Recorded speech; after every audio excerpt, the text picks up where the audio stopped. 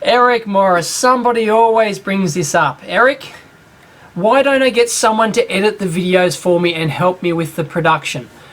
There are very good, that sounds great in theory, right? In practice, it doesn't work.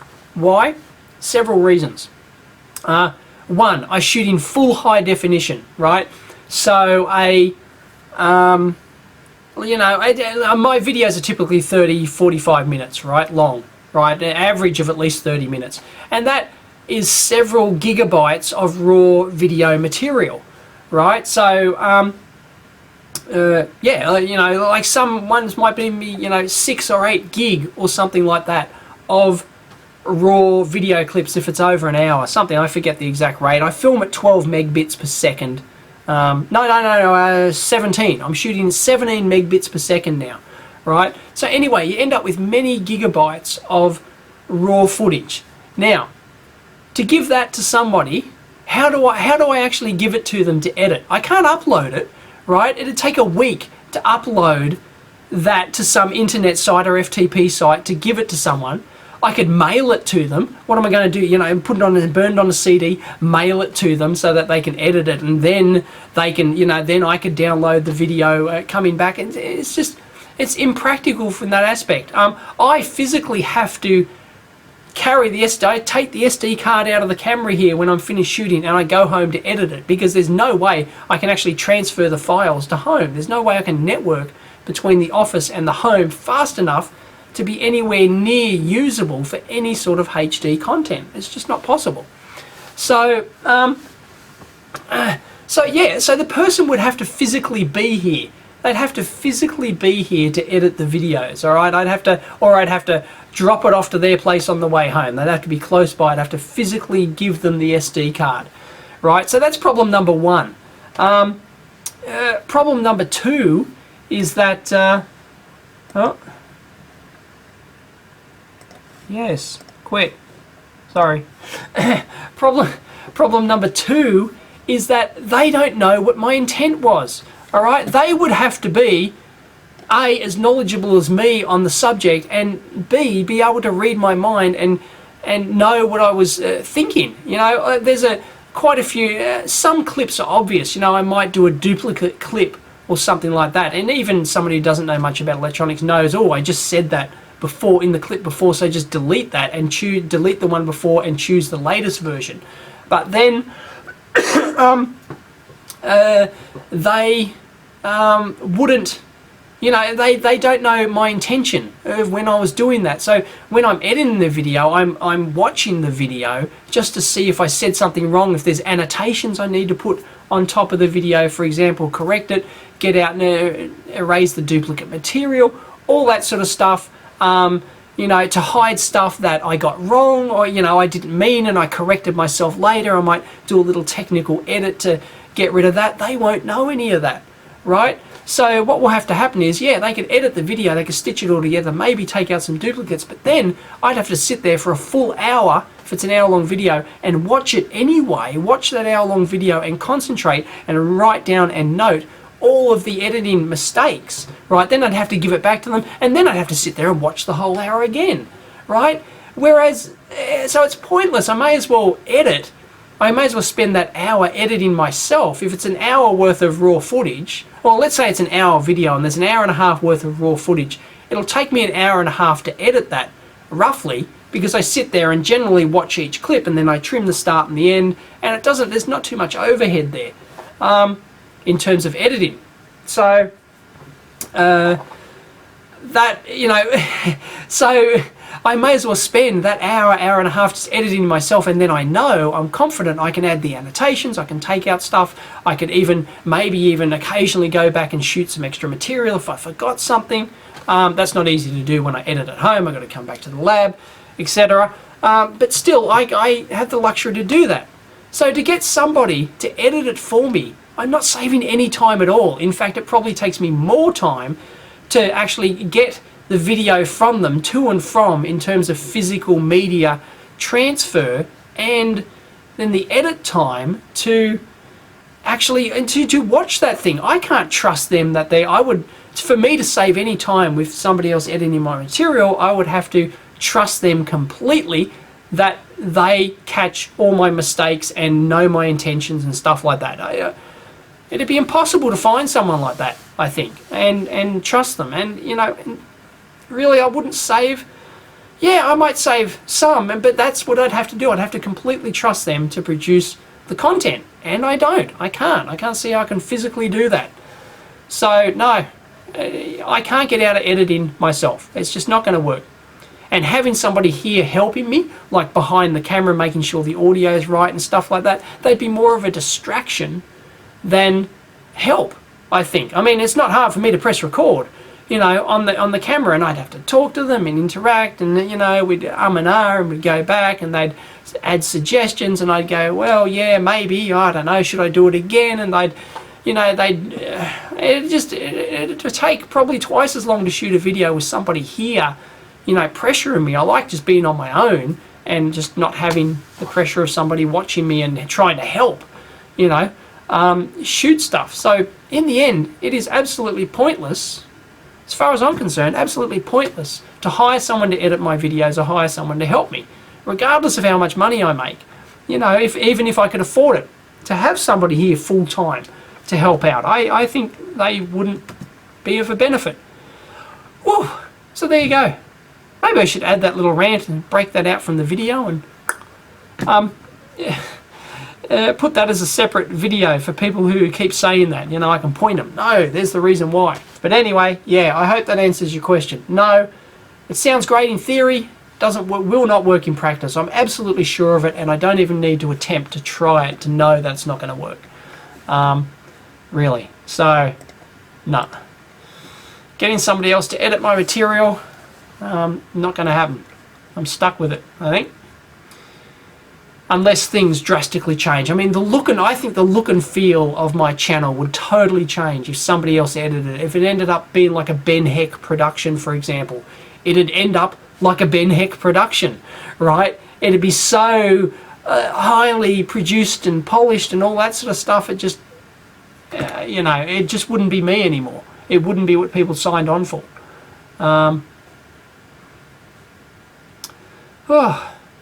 Can other companies next door hear me in the lab? Yeah, I think they can. I can hear them, so I'm pretty sure they can hear me because I'm pretty loud. So that's why I try not to do like huge, ranty, loud, you son of a bitch videos, you know. You dickheads, you know, because I know that, you know, my neighbours here can hear me. I mean, the walls are, you know, there's a corridor here. There's a corridor out the glass door, but I know that there's people either side of just behind that wall where, you know, there's somebody. So I'm pretty sure they can hear me. So I do try and keep it down.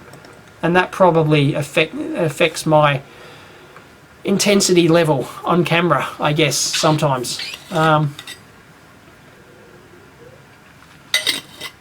It's really annoying, actually. That tees into why I wouldn't want somebody here watching me. It's bad enough knowing that other people can hear me next door. That's really quite disturbing. You know, I don't like that. I want to shoot in total isolation with nobody knowing what I'm doing.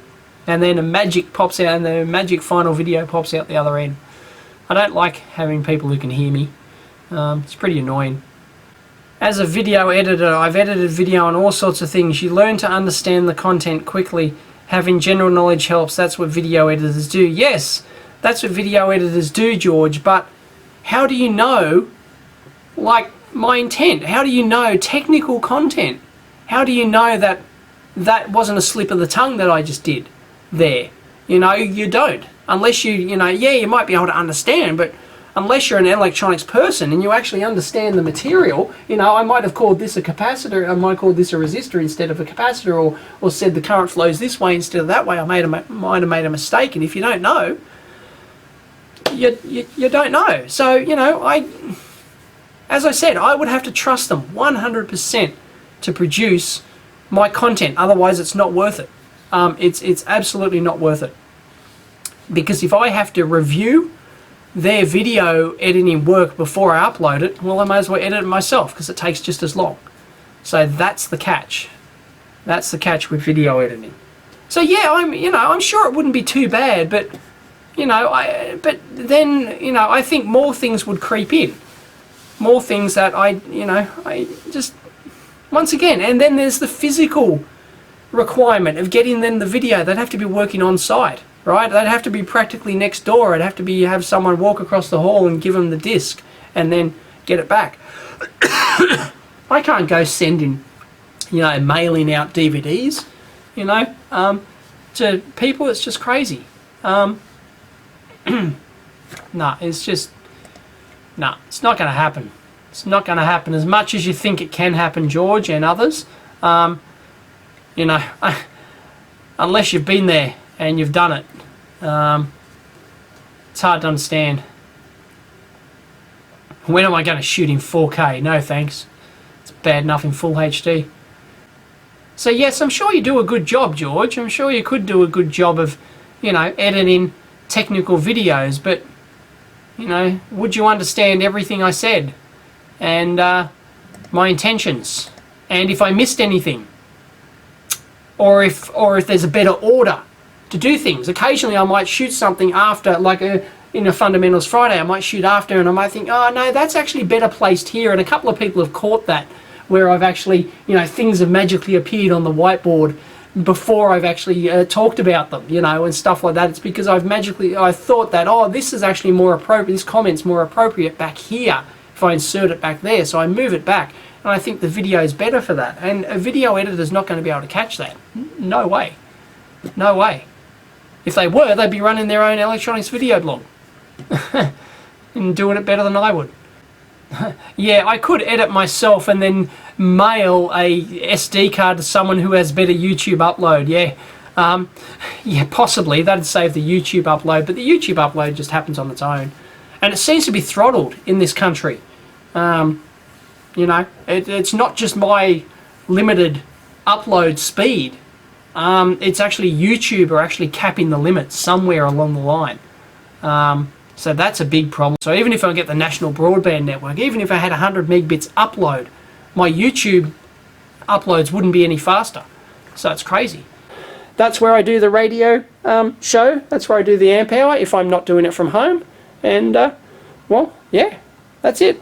It's not exciting. I've got some cabinets in there. I've got the magazines and some old monitors. There's the Electronics Australia magazine collection down in there. So, yeah, it's not that exciting at all. It's a bit of a mess. I really need to tidy up in there. It's a mess. But, yeah, it's just like a little office. I do some editing in there, if I've got a short video or something and I don't want to go home yet.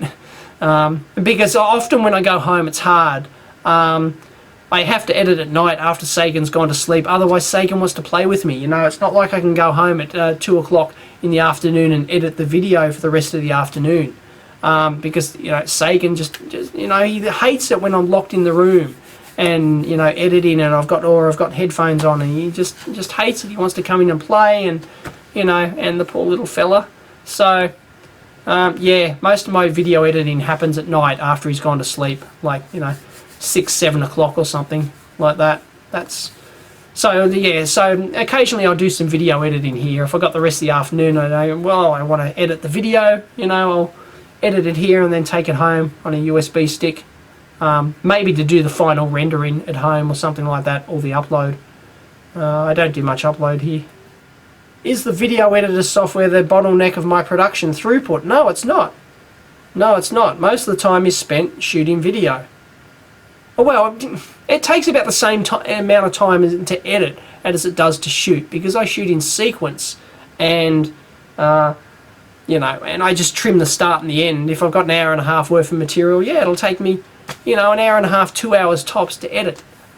Even less sometimes. Sometimes I won't watch the whole clip through because I knew what I said. I'm absolutely sure, or I'm pretty confident that what I said in that clip was spot on and, not errors. See, that's another thing. An editor would have to spend all that time watching and understanding the material. Me, sometimes I know what material in there, and editings can be quite quick. I've got it down to a fine art. I really have. So no, editing, the editing program and the editing is not the bottleneck. It does take time to render, to do the two-step rendering process, but you can leave that running. You can just leave it running. It's not like I've got to sit there and watch it render or upload to YouTube. I can just leave it running overnight. So no, the you know, actually shooting the video, preparing the video, and shooting it takes the time. But yeah, it all adds up. Like, as I said, you know, at best I'm only going to be able to produce and edit one video a day.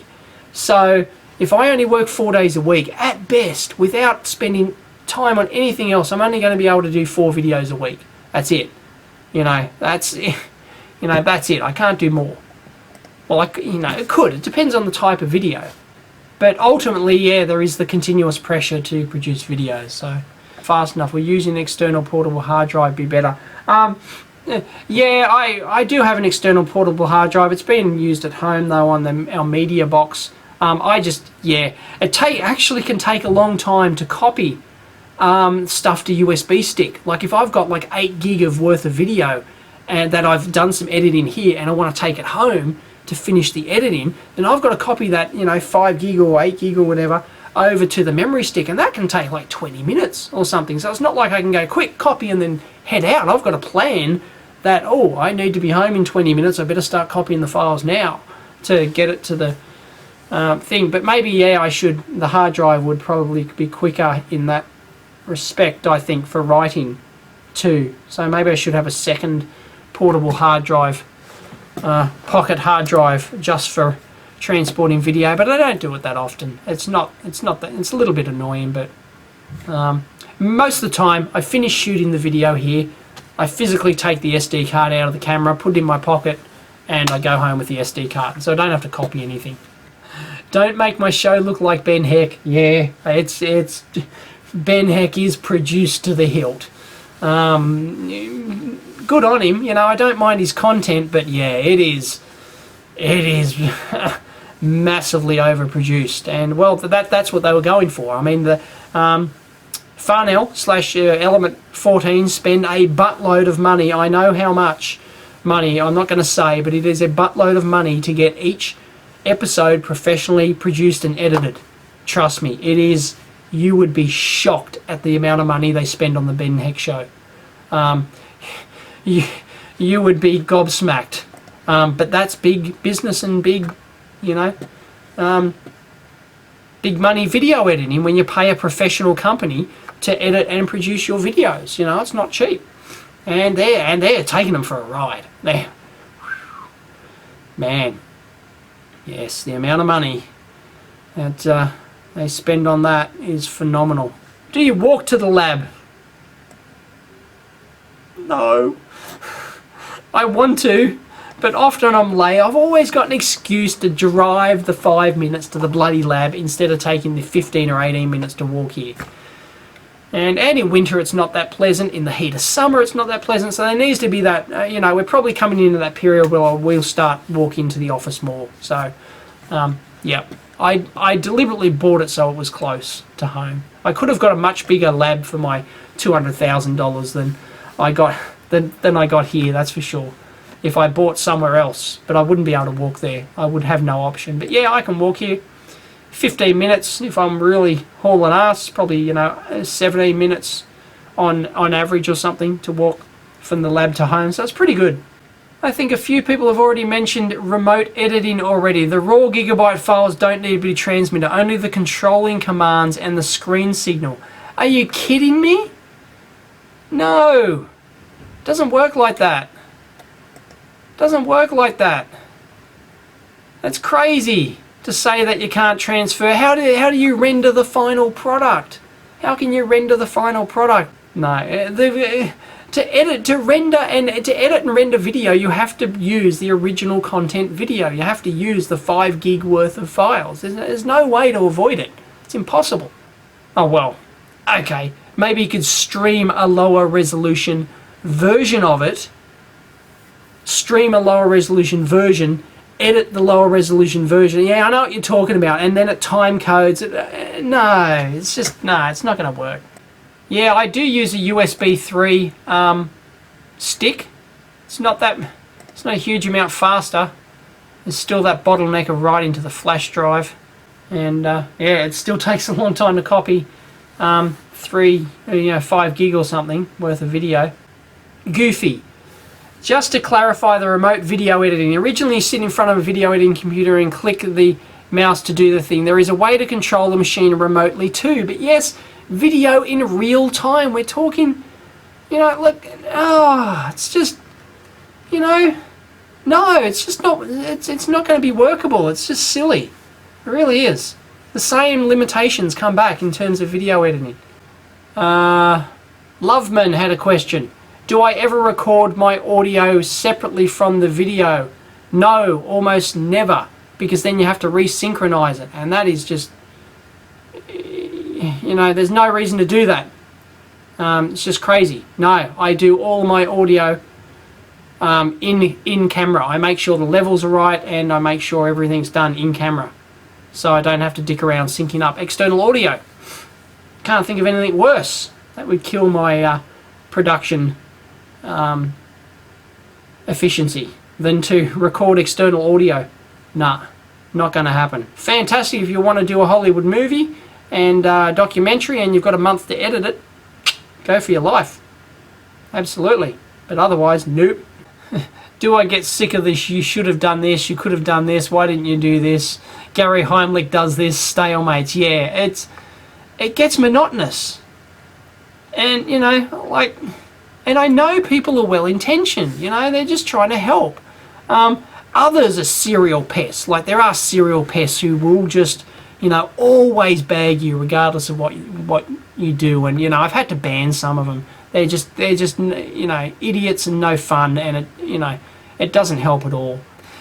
There's nothing I can do about it. I've got to put up with it. I'm a video blogger, and I read feedback. I either read feedback or you don't. There's some who just refuse to. They'll shut off comments on their channel, and they just won't read anything, or they'll get moderators to moderate out everything.